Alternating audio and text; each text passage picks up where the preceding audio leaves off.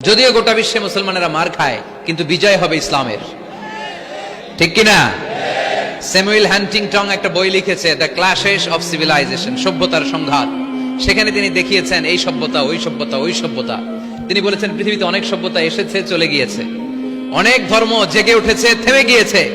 সর্বশেষ এসে গবেষণা করে বলেছে, সর্বশেষ এমন একটা ধর্ম ডমিনেট করবে যেটা এমন ভাবে দাঁড়াবে গোটা বিশ্বের সব রাজকীয় মসনদ গুলোকে চুরমার করে তার পতাকা গাড়বে, আর ওই পতাকার মধ্যে লেখা থাকবে লা ইলাহা ইল্লাল্লাহ মুহাম্মাদুর রাসূলুল্লাহ।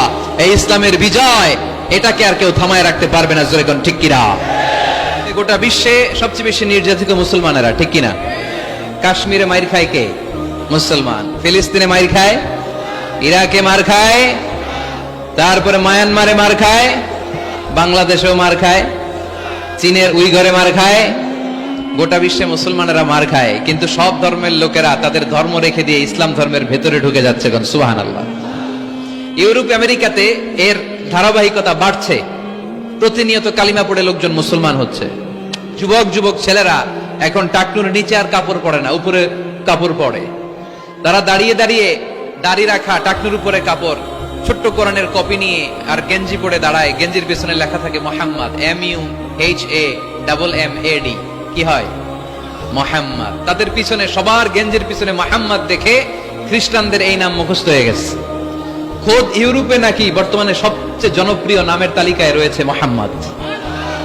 সবচেয়ে জনপ্রিয় ফেমাস নামের তালিকায় এখন ইউরোপে খোদ খ্রিস্টানদের রাজ্যে মোহাম্মদ নামটা সবচেয়ে জনপ্রিয় হয়েছে।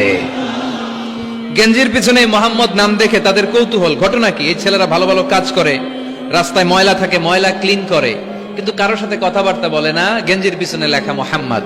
তারা বাড়িতে যে গুগল সার্চ ইঞ্জিনে লেখে যে দেখি তো এটা কি, MUHAMMAD। ইন্টারনেটে গুগল সার্চে যখন তারা মোহাম্মদ লেখে, তখন ইন্টারনেটে বিষ্ণু ঈসা ইসলামের জীবনী চলে আসে।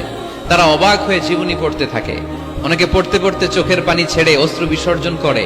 যাদের নসিব ভালো, অনেকে কালিমা পড়ে মুসলমান হয়ে যায়। ইউরোপে যদি এরকম গণজোয়ার তৈরি হয়, তাহলে এটাই প্রমাণ করে ইসলামের বিজয়কে কোনো অপশক্তি ঠেকিয়ে রাখতে পারবে না। খ্রিস্টানরা যেখানে যে নামাজ পড়ে, ওটারে কি বলে জানেন? গির্জা।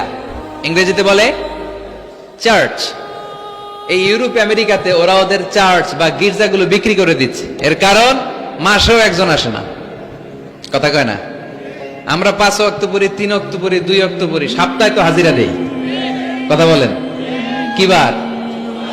এই শুক্রবার বা জুমাবারে হাজিরাটা তো দেই। ওদের মাসের পর মাস যায়, কোনো মুসল্লি নাই। খালি ফাদাররা বসে বসে ওখানে পড়তেছে, help us Jesus the son of God, ও গডের ছেলে ঈসা আম করে বাঁচাও, ও গডের পোলা ঈসা আম করে বাঁচাও। এই জিকির করতে থাকে। মাগার কোন খ্রিস্টান ওদের ইবাদত গাহে ঢুকে বছরও একদিন যায় না। তো এই গির্জা দিয়ে ওরা কি করবে? সবাই মিলে এক কাম করে এটা বেচা দেই। মুসলমানেরকে পাইছি শুধু কম দামে কিনে এটার মসজিদ বানায় দেই। সুবহানাল্লাহ। এত আসতে গোটা ইউরোপ আমেরিকার চার্চগুলো now it's changing to mosque. গির্জা থেকে এটা এখন মসজিদ হইতে শুরু করছে। আমাদের সুইজারল্যান্ডে মুসলিম কমিউনিটি আছে, জার্মানিতে আছে, অস্ট্রিয়ায় অনেক বাংলাদেশি, ইটালি আরেক বাংলাদেশ। ইটালিতে প্রোগ্রামের জন্য কমসে কম 50টা প্রোগ্রাম চেয়েছে আমার কাছে, যে হুজুর আপনি যদি আসেন 1 মাসের কমে আইসেন না, তাইলে খবর আছে আপনার।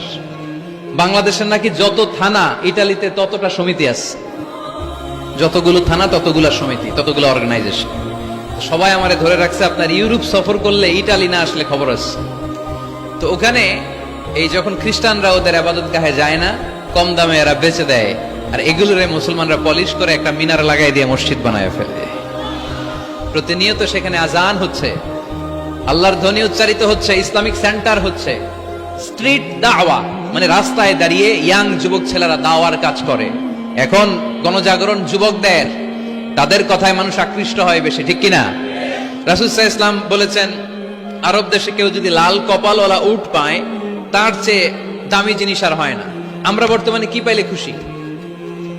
কেউ হয়তো BMW পেলে সবচেয়ে খুশি, 1 কোটি টাকার বান্ডিল দিলে খুশি, ডুপ্লেক্স একটা বাড়ি দিয়ে দিলে খুশি, তাই না? তো আরব দেশে এগুলো পাইলে তারা বেশি খুশি হতো না, তারা লাল কপালওয়ালা উট পেলে খুশি হতো বেশি। বিষ্ণু ঈসা ইসলাম বলেন, তোমার কারণে যদি কেউ অন্য ধর্ম থেকে ইসলামে আসে, জাহান্নাম থেকে জান্নাতি হতে পারে। লাল কপালের উট পেলে তোমার যত খুশি হওয়া উচিত তার চেয়ে তুমি বেশি খুশি হয়ে যাবা। এজন্য আমাদের দাওয়াতি কাজ বাড়ানোর দরকার আছে না নাই? উই অল আর দাঈ ইলাল্লাহ, আমরা সবাই দাঈ। দাওয়াতি কাজ আমাদের সবাইকে চালিয়ে যেতে হবে। আমাদের কমিউনিটিতে, আমাদের সমাজে, আমাদের গ্রামে, আমাদের ওয়ার্ক প্লেসে, যে যেই জায়গায় কাজ করি, যে যেই বাজারে ব্যবসা করি, ওইখানে আমার দাওয়াতি কাজ চলবে, ঠিক কি না? আল্লাহর দেয়া ধর্ম, ইসলাম কি বানানো ধর্ম? আমি চাইলেই কি কোরআনের আয়াত চেঞ্জ করতে পারবো? প্রধানমন্ত্রী ডোনাল্ড ট্রাম্প, কোন নবী, পৃথিবীর কেউ কোরআনের একটা আয়াতের চেঞ্জ করার ক্ষমতা রাখে? আয়াত তো দূরের কথা, একটা শব্দ, একটা অক্ষর, একটা নোক্তা। নোক্তা চিনেন? বায়ের নিচে কয় নোক্তা? তায়ের উপরে, সায়ের উপরে, ইয়ার নিচে। এগুলো চেঞ্জ করা যাবে? কথা বলেন। অসম্ভব। কোরআনকে চেঞ্জ করা যায় না। কোরআনের কপি যদি আগুন দিয়ে জ্বালিয়ে দেওয়া হয়, কোরআন শেষ হয়ে যাবে? এরকম পরিকল্পনাও করেছিল ইসলাম বিদ্বেষীরা, ভারতবর্ষ থেকে কিভাবে কোরআন সরানো যায়। তারা প্ল্যান করলো ভারতের কোরআনগুলোর মধ্যে আগুন ধরাই দিবে, তাহলে কোরআন শেষ। তাহলে কি কোরআন শেষ?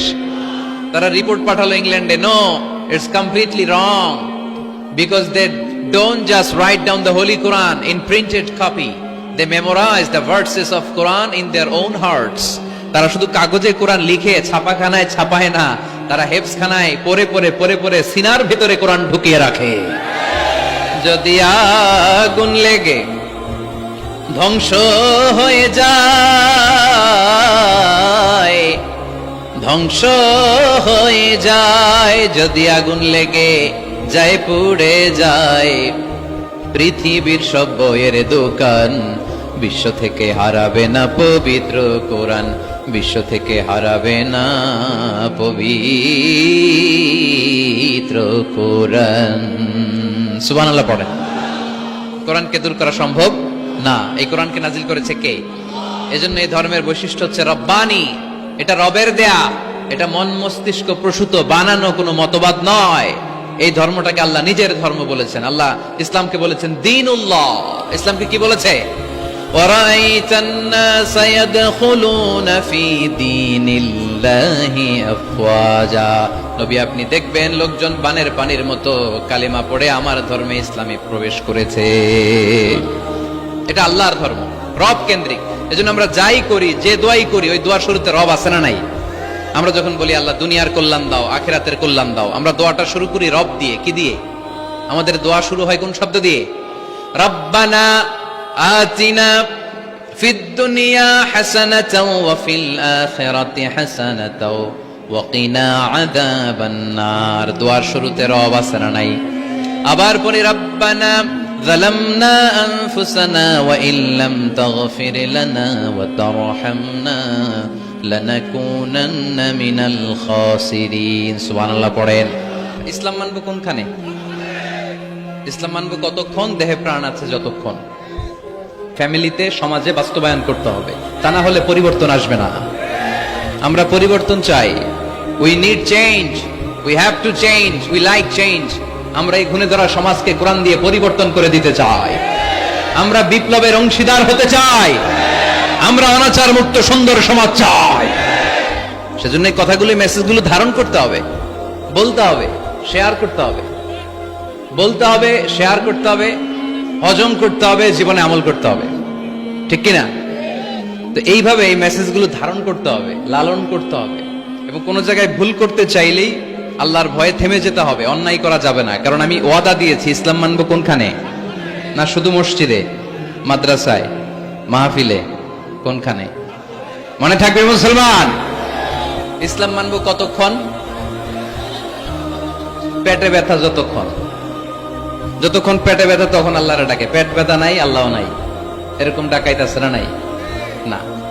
সুস্থ অবস্থায়ও ইসলাম মানবো, সুস্থ অবস্থায়ও, দুঃখের দিনেও মানবো, সুখের দিনেও। তাহলে আওয়াজ করে বলেন, ইসলাম মানবো কতক্ষণ? দেহে প্রাণ থাকে যতক্ষণ, ঠিক কিনা? এজন্য রাব্বুল আলামিন বলেন, ومن يبتغ غير الإسلام دينا فلن يقبل منه وهو في الآخرة من الخاسرين।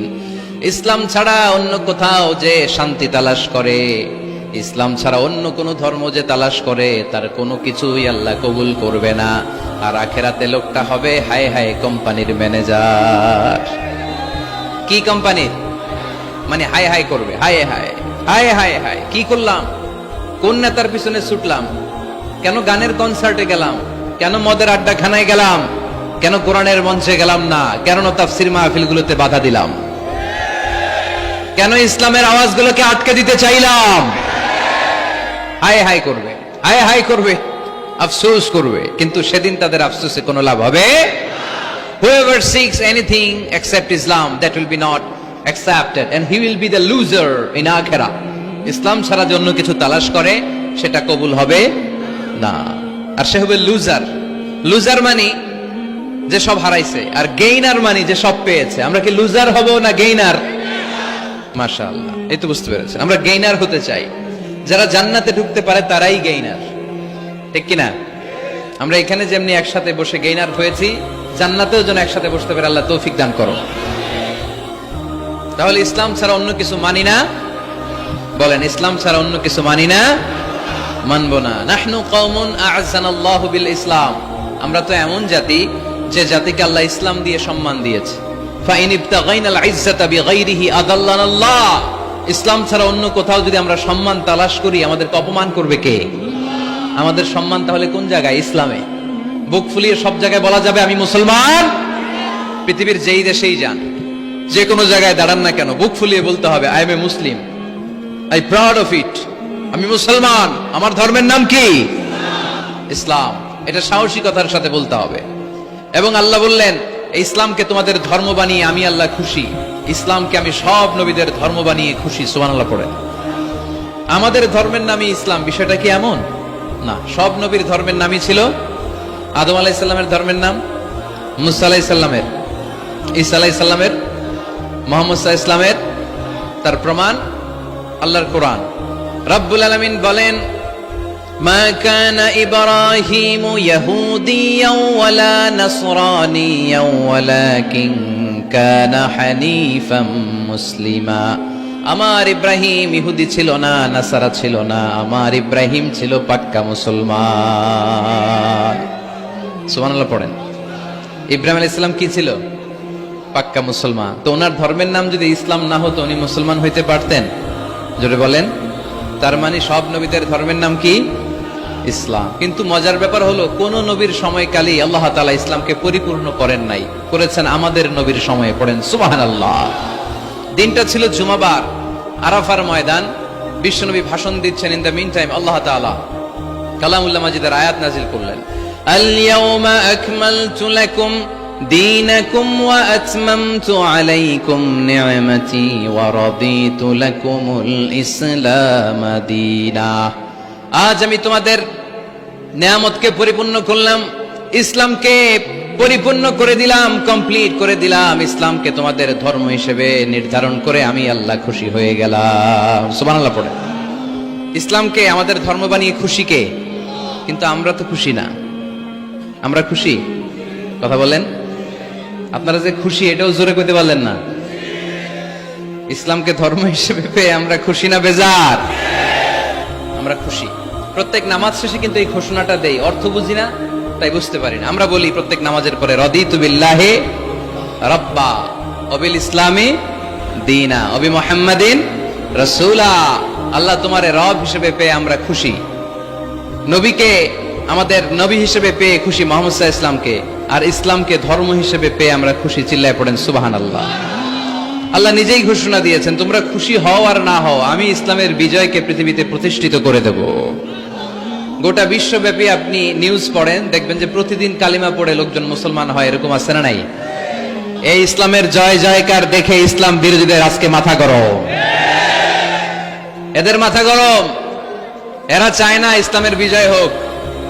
মানুষ পঙ্গপালের মতো ইসলামের দিকে ছুটে চলেছে, ধাবিত হচ্ছে, ঝাঁপিয়ে পড়ছে, ইসলাম এগিয়ে যাচ্ছে, ভিক্টরি সাইনের দিকে ইসলাম ধাবিত হচ্ছে। এটা ওদের সহ্য হয় না। চিল্লায় বলেন ঠিক কিনা? আল্লাহ বলেন তোদের সহ্য হোক আর না হোক, ইসলামের বিজয়কে আমি পৃথিবীর মধ্যে প্রতিষ্ঠিত করে দেবো। জোরে কোন ঠিক কিনা? ইন্নাল্লাহা যাওয়ালি আল আরদা, আল্লাহ তাআলা পৃথিবীকে আমাকে ছোট করে দেখালেন। বিশ্বনবী বললেন ফারাইতু মাশারিকাহা ওয়া মাগারিবাহা, আমি পৃথিবীর প্রাচ্য পাশ্চাত্য সবটা দেখেছি, আর আমি নবী যতদূর দেখেছি ততদূর আল্লাহু আকবারের ধ্বনি পৌঁছে দিবে কে? কেউ ঠেকায় রাখতে পারবে? পারবে না। এজন্য ইসলাম পেয়ে আমরা খুশি না বেজার? ইসলাম হচ্ছে সময়ের অপরিহার্য বাস্তবতা। আপনি যদি সমাধান চান জীবন সমস্যার, ইসলামের ভেতরে সমাধান আছে না নাই?